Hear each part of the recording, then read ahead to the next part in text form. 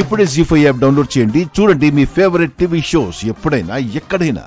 మావయ్య అమ్మకి సొంత అన్నయ్యే కదా. సొంత అన్నయ్య? అసలు అన్నయ్యనా ఇతను?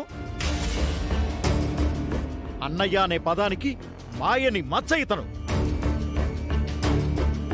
ఏ చెల్లికి ఉండకూడని అన్నయ్య ఇతను. అంత తప్పు మా నాన్న ఏం చేశారు మావయ్య? ఏ అన్నయ్య చేయకూడని తప్పు చేశాడు.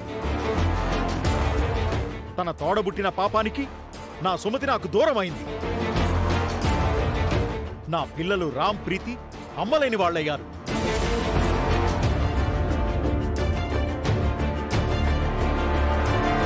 నన్ను ప్రేమించిందన్న కారణంతో సుమతిని నిర్దాక్షిణ్యంగా ఇంట్లోంచి గెంటేశాడు ఈ దుర్మార్గపు అన్నయ్య.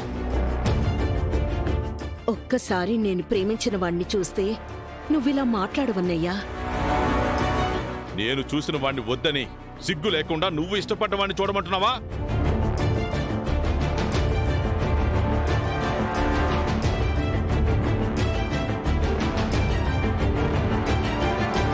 మా పెళ్లిని అంగీకరించమని సుమతి ఈ రాక్షసుణ్ణి బ్రతిమాలింది.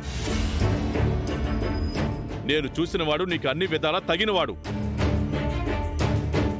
నాకు ఎలాంటివాడు కావాలో నాకు మాత్రమే తెలుసన్నయ్యా. అంటే మాకు తెలీదా? కాని రాతి గుండె కరగలేదు. క్షమించమని కాళ్ల మీద పడినా కనికరించలేదు. చెల్లెలపై అక్షంతలు చల్లి ఆశీర్వదించాల్సిన ఈ పెద్ద మనిషి నా సుమతిని కన్నీళ్లతో వెళ్లగొట్టాడు. తక్షణం బయటికెళ్ళిపోవే.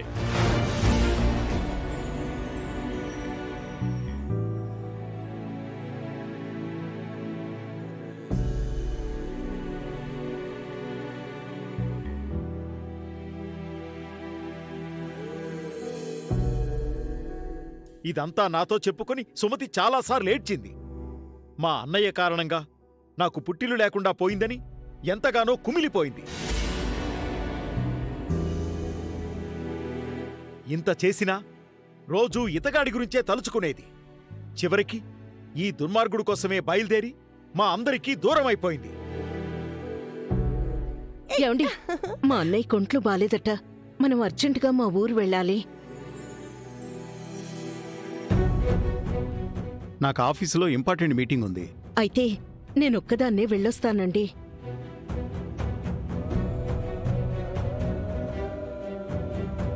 వెళ్ళొస్తానండి.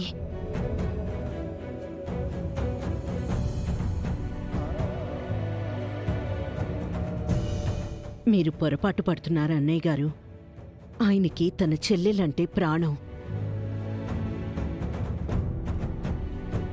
ఆయన చూసిన వాణ్ణి కాదని, మిమ్మల్ని పెళ్లి చేసుకుందని ఆ రోజు ఆయన సుమతిని కోప్పడ్డా. ఆ తర్వాత ప్రతిరోజు ఆయన ఎంతో బాధపడ్డారు.